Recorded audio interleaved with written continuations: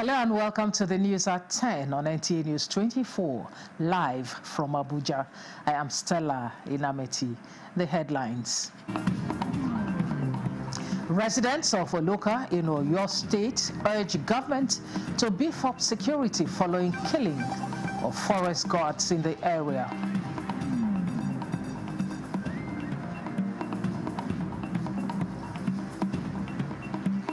Federal High Court orders interim forfeiture of 57 properties linked to former Attorney General Abubakar Malami and 2 others.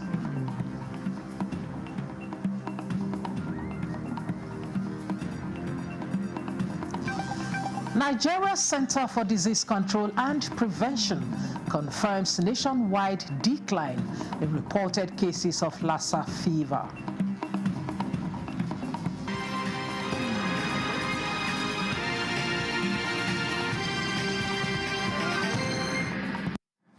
Thanks for joining us. Following the alleged killing of 5 forest guards by suspected bandits at National Park Service office in Oloka, Orire local government area of Oyo State, Oloka residents and those in nearby communities are calling on the federal government to beef up security in the affected areas to prevent a reoccurrence. Ahmad Fulani has an update. Reports have it that no fewer than 5 forest guards of the National Park Service office in Oloka, Orire local government area of Oyo State allegedly lost their lives when suspected bandits attacked the park on Tuesday evening. The attack came as a shock to the people of the affected community and those living in Obamo and Ikoyile, as residents in these communities are still in fear. NTA News crew, while on a fact-finding mission, however, met with difficulties on the road as no one could move in or out due to fear. Local vigilantes known as Amatekun were on ground to provide security for those living in the nearby villages as a suspected car filled with some strange faces was chased by the men of Amatekun. The vehicle was later seized while the arrested people were handed over to the police for further investigation. Although no one was willing to speak on camera, however, they appealed for constant presence of security operatives to forestall future occurrence. Meanwhile, a team of security agencies was spotted coming from Oloka, where they had gone to inspect the village and assure the people of adequate security. In Obomoso, Ahmed Fulani, NTA News. The Federal High Court sitting in Abuja has ordered the interim forfeiture of 57 properties suspected to be proceeds of alleged unlawful activities purportedly linked to former Attorney General of the Federation and Minister of Justice Abubakar Malami, SAN, and 2 others to the federal government. Justice Emeka Nwite granted the interim order following an ex parte motion moved by counsel to the Economic and Financial Crimes Commission, EFCC. The multi-billion naira landed properties valued at more than 200 billion naira are located in Abuja, Kebbi, Kano, and Kaduna states. The court also directed the publication of the interim order of forfeiture in any national daily, inviting any person or bodies who may have interest in the properties listed in the schedule to show cause within 14 days of the publication, while final order of forfeiture to the federal government of the said assets and properties should not be made. Justice Nwite adjourned the matter to January 27, 2026 for a report of compliance. Malami, SAN, and 2 others are currently facing an alleged 8.7 billion naira money laundering charge before the Federal High Court. The Kabiru Turaki-led National Working Committee of the People's Democratic Party says it has the assurance of former President Goodluck Jonathan that he's still a card-carrying member of the People's Democratic Party. This was among other fallouts in the visit to the former president by the National Working Committee in Abuja. Timothy Yusuf reports. We came this evening to visit. Former President Goodluck Jonathan is still active and will even be more active these days in the activities and affairs of the PDP, says Kabiru Tanimu Turaki, factional national chairman of the party, following a visit to him in Abuja.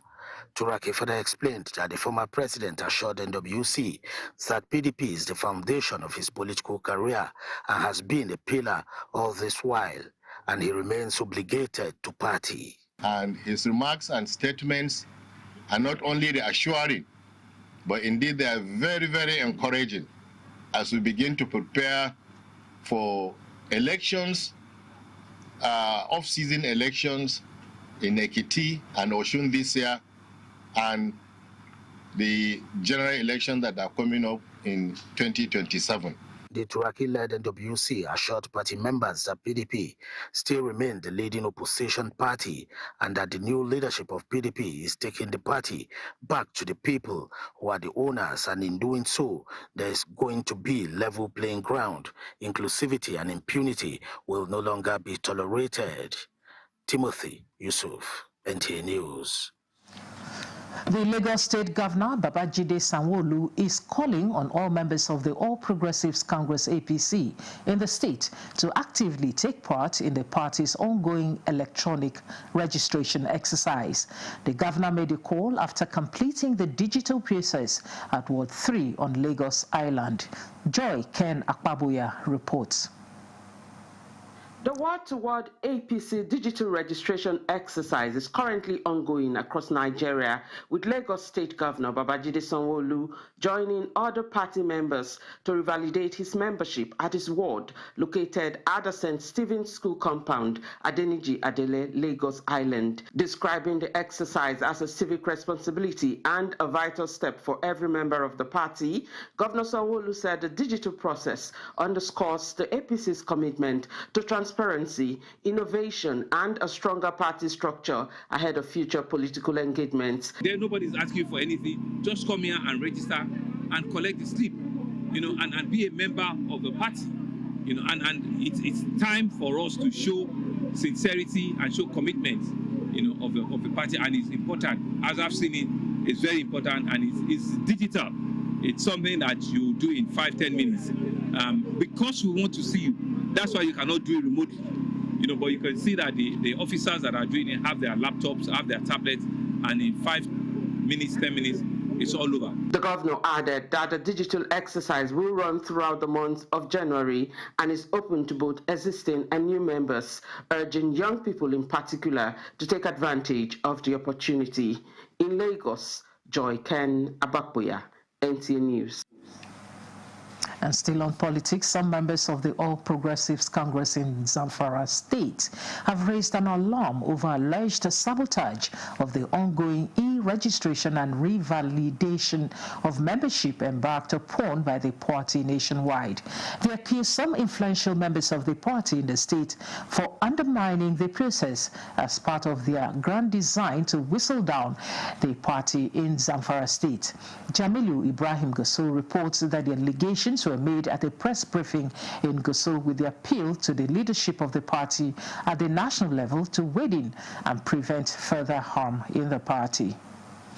Conveners of the news conference under the auspices of amalgamation of different support groups in support for the re-election of President Bola Ahmed Tinubu said those behind this are deliberate to sabotage the renewed hope agenda of President Bola Ahmed Tinubu by denying old and new members joining the party. They said the ruling All Progressives Congress in Zamfara State has a brighter future of reclaiming its mandate in 2027, hence the need for some leaders in the state to close ranks and desist from anti-party activities. We appeal for an independent and transparent investigation into the request to APC membership e-registration exercise. We urge the party leadership to respond promptly within a timeline for the investigation and corrective actions. We are confident that the leadership, especially at national level and the zonal level, will do the right thing. They appeal to the national chairman of the APC and well-meaning party supporters within and outside Zamfara State to wade into the matter with a view to resolving it for seamless ongoing exercise. In Gusau, Jamilu Ibrahim, NTA News. Moving on to other reports, with abundant arable land, vast livestock resources, and a pool of talented youths, Nigeria and Nigerians have no reason to be poor. The Minister of Livestock Development, Idi Mukhtar Meha, made the remark at the groundbreaking ceremony for the construction of a hide, skin, and beef value chain development hub, championed by the Livestock Productivity and Resilience Support Project in Wamaku local government area of Sokoto State. Yusuf Jika reports. The hide, skin, and beef value chain development hub is designed to address critical gaps across the livestock value chain, from production and processing to storage and marketing. The project is expected to create jobs, reduce post-harvest losses, improve incomes for livestock producers, and enhance animal health, food safety, and environmental sustainability. It's a conglomerate of livestock activities that will be linked with market linkage and with all the beneficiaries around this area and Sokoto as a whole. We assure you of adequate support in funding and adequate support in implementation. The Minister of Livestock Development, Idi Mukhtar Meha, and the Sokoto State Governor, Amit Aliyu, have expressed commitment to effective collaboration and synergy to modernize the livestock industry, promote peaceful coexistence, and ensure that livestock-dependent communities are not left behind in the national development agenda. Nigeria no longer wants to be seen as a country of potentials. Rather, we must turn our potentials into opportunities so that we can eradicate poverty. Social vices driven by unemployment and illness can be a thing of the past. We have no reason to be poor. This project aligns with our administration commitments to peace building, economic diversification, and inclusive development to complement ongoing security efforts. Championed by the Livestock Productivity and Resilience Support Project, LPRES, the hide, skin, and beef value chain development hub is expected to be completed within 18 months, adding significant value to one of Nigeria's major livestock hubs, Sokoto State. Yusuf Jika, NTA News. The National Emergency Management Agency, NEMA, has distributed relief materials to 25 flood victims in southern Ijo local government area of Bayelsa State. Correspondent Baratuapere Awi was there and now reports.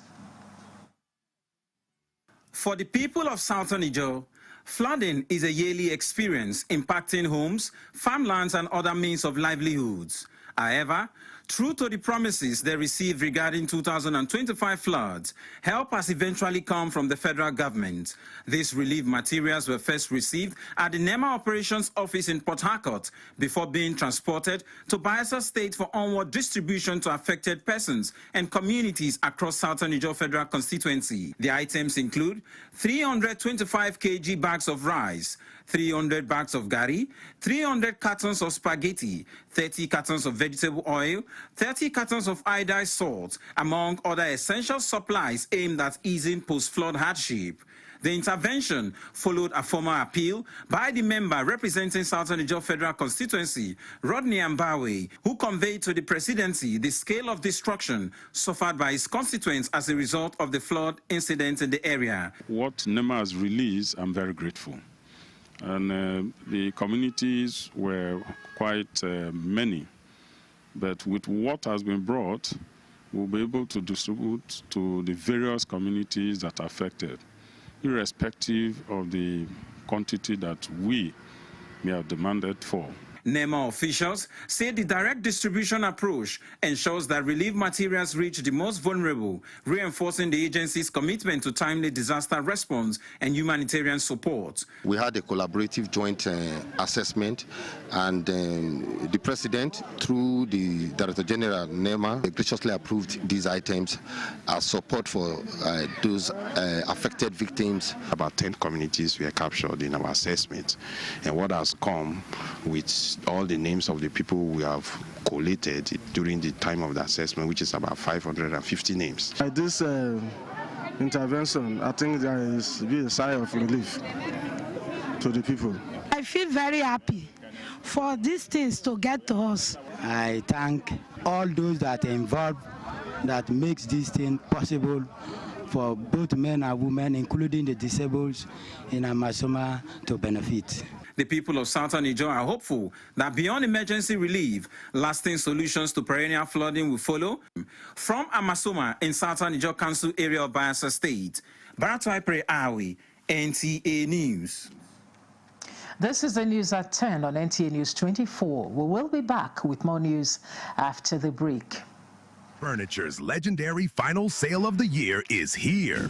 This festive season, enjoy extra savings on luxury and comfortable sofa sets, modern and functional dining sets, sophisticated and smart bed sets, and our royal collections. Classy, premium, and truly exclusive. Shop 10 million Naira and receive a complimentary Daisy tea set. Spend 15 million and take home a 65-inch smart TV. Go higher at 20 million and experience unmatched comfort with our exclusive massage chair. Visit our showrooms in Abuja, Lagos, Kano, and Enugu, or shop online. It's big, it's bold, it's unforgettable.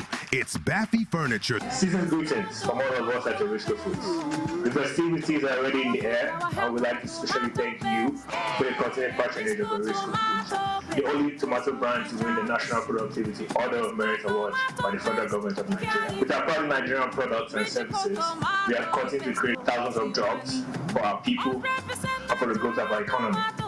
Thank you, our esteemed customers, distributors, and partners. Yes, the taste of Nigeria is the taste of celebration and the taste of goodwill and good cooking. We care for your good health and long life. So cook right and eat healthy to live longer. Always buy Risco products. Merry Christmas and a Happy New Year. And the National Productivity Order of Merit Award goes to the only tomato paste manufacturer to win the National Productivity Order of Merit Award by the federal government of Nigeria, endorsed by the Association of Private Medical Practitioners of Nigeria. This is an evidence of 100% natural goodness, great quality, and great taste. So eat healthy to live longer. Use a Risco tomato paste and products. 100% natural. Buy now and enjoy up to 20% discount.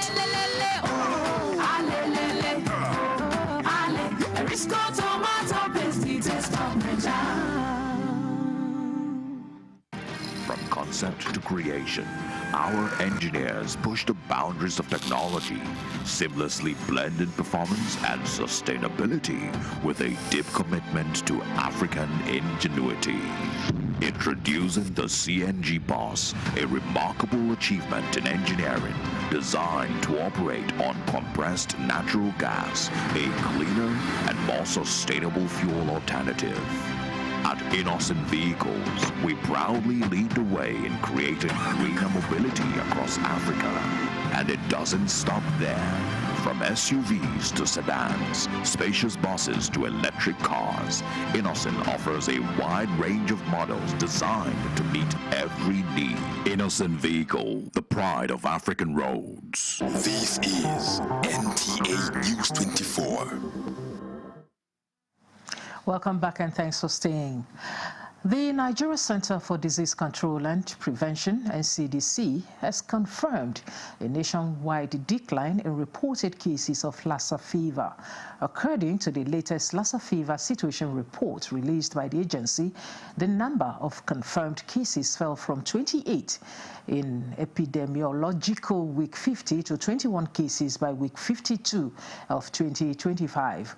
Olusheye Adiagbo reports that the week 51 update of the NCDC's Lassa fever situation report covering December 15 to 21, 2025 recorded 5 deaths linked to the viral hemorrhagic disease. Cases were reported in 7 states of Edo, Bauchi, Kogi, Ebonyi, Plateau, Ondo, and Taraba. Cumulatively, Nigeria recorded 1,119 confirmed Lassa fever cases and 206 deaths, as of week 51 in 2025, translating to a case fatality rate of 18.4%. The Nigerian Center for Disease Control noted that a total of 21 states have reported at least one confirmed case across 105 local government areas. 4 states, Ondo, Bauchi, Taraba, and Edo, account for about 88% of all confirmed cases nationwide. The agency also confirmed that no new infections among healthcare workers were recorded during the week. While describing the reduction in cases compared to the same period in 2024 as encouraging, the NCDC cautioned that the persistently high fatality rate highlights the need for sustained surveillance, early case detection, and prompt treatments. The agency urged state governments, health facilities, and members of the public to remain vigilant, adhere to preventive measures, improve hygiene practices, and seek medical care promptly when symptoms arise. In Abuja, Olusheye Adeagbo, NTA News. The federal government has described as false, unfounded, and deliberately misleading narratives suggesting that Nigerian students on scholarships in Morocco have been abandoned. In a statement, the Minister of Education, Dr. Maruf Tunji Alausa, clarified that no student on a valid federal government scholarship has been deserted.